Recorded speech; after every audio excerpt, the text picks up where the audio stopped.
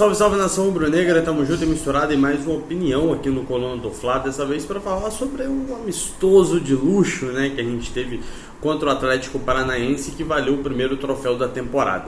Mas antes de falar sobre o jogo, aqueles dois convites: o primeiro para você já deixar o seu like, se inscrever no canal, ativar o sininho para todas as notificações e também se tornar parte do Clube Coluna do Fla, se tornando membro do canal. E o segundo é para você mandar aquela sugestão de opinião, pode ser aquela polêmica, pode ser aquela para sair em cima do muro, é só me mandar no Twitter, no @MatheusTebrum, que a gente vai estudar para poder levar até você o seu pedido de opinião.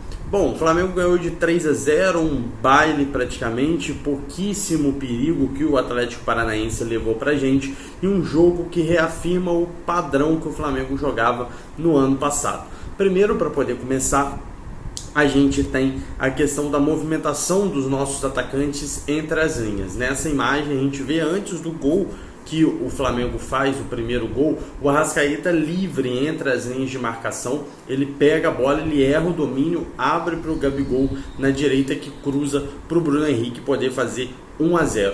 Ou seja, essa marcação entre as linhas, como funciona?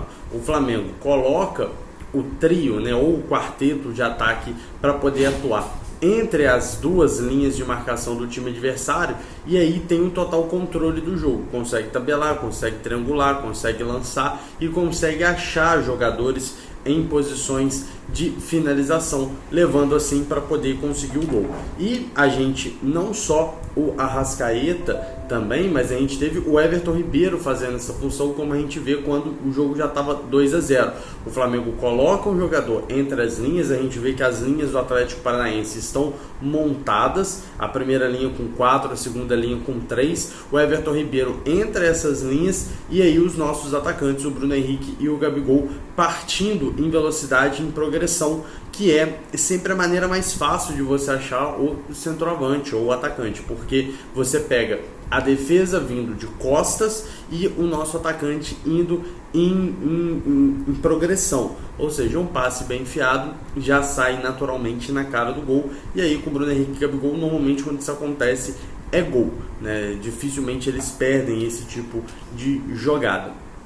E aí o Flamengo também manteve o padrão também de muita movimentação, com os jogadores rodando, circulando, flutuando bastante em campo. O Arrascaeta bem mais ofensivo, já quase como um terceiro atacante mesmo ali, junto com o Gabigol e também o Bruno Henrique, e eles revezando muito a movimentação. Isso é uma coisa que funcionou muito bem no ano passado e que a princípio está se mantendo nesse ano.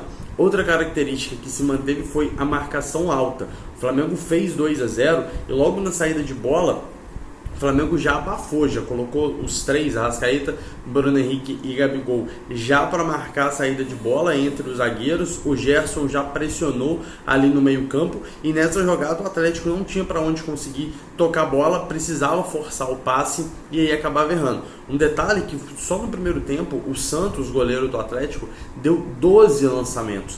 Atrás dele, apenas o Felipe Luiz foi o segundo com mais lançamentos, e o Felipe Luiz só lançou 4 bolas, o Santos lançou 12, e todas ele errou. Por quê? Justamente por conta dessa marcação. O Atlético não tinha o controle do meio campo, não conseguia trocar passes, e aí precisava apelar para o chutão buscando os atacantes, porque não conseguia ter esse controle do meio campo. O Flamengo pressionava na marcação e acabava roubando a bola ou forçando o Atlético a fazer algum passe que consequentemente acabava errando. O lance do terceiro gol é muito interessante, porque o Flamengo no segundo tempo, como já era de se imaginar, ele recua, né? Ele recua porque estava muito quente, 21 dias só de preparação, um absurdo o que a CBF fez, mas o Flamengo recua, dá campo, o Atlético Paranaense faz umas modificações, o Dorival coloca mais o meio campista, saca o lateral direito para tentar ter esse controle do meio campo, trocar mais passes, construir as jogadas. Mesmo assim não consegue muito, mas o time fica com mais presença no meio campo e no ataque. E numa dessas que o Flamengo está recuado, o Ilharão simplesmente dá um bico para frente e encontra o Bruno Henrique sozinho, ganha na velocidade, rola para o Gabigol, o Santos consegue ainda desviar, mas sobra para o Arrascaeta. E a gente vê que na hora do bico, que o Arão dá, o Flamengo está posicionado, os nossos atacantes estão posicionados em linha, 1 contra 1, a gente vê 3 jogadores do Atlético com 3 do Flamengo, todos eles respeitando a linha de impedimento, só o Gabigol que está um pouco à frente, que ele estava retornando, mas o Bruno Henrique, atento à linha de impedimento, consegue pegar a bola e fazer a jogada do terceiro gol. Ou seja, mostra como que o posicionamento estava certo, os jogadores estavam posicionados de maneira certa, porque conseguiu aí a jogada na sequência para poder fazer o gol. Mas um posicionamento correto, tanto para pressionar a marcação, caso o Atlético quisesse voltar a jogada, não teria como, porque os jogadores estavam marcados, tanto para poder conseguir essa sobra de bola. E aí a gente também tem os contra-ataques. Nesse lance ainda estava 2-0, mas a gente vê que o Flamengo abusou muito do contra-ataque, e sempre que contra-atacava com o mesmo número de jogadores que o Atlético. No lance do terceiro gol, tinham 3 jogadores do Flamengo para 3 do Atlético. Nesse tinham 4 do Atlético para 4 do Flamengo.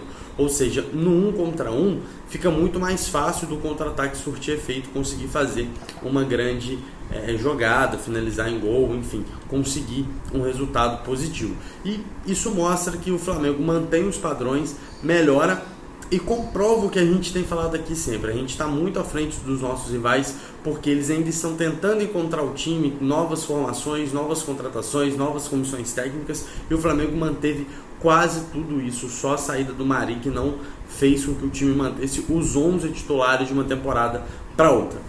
Alguns erros defensivos aconteceram, algumas falhas, mas isso eu vou falar no próximo opinião. Fique aqui de olho no Coluna do Fla para a gente poder debater mais. Gostou da vitória? Concordo com os comentários? Tem algo acrescentado? Deixe seus comentários abaixo. Mandem as suas sugestões de opinião para a gente poder ir trocando essa figurinha. Tá certo? Saudações rubro-negras, um abraço e até a próxima.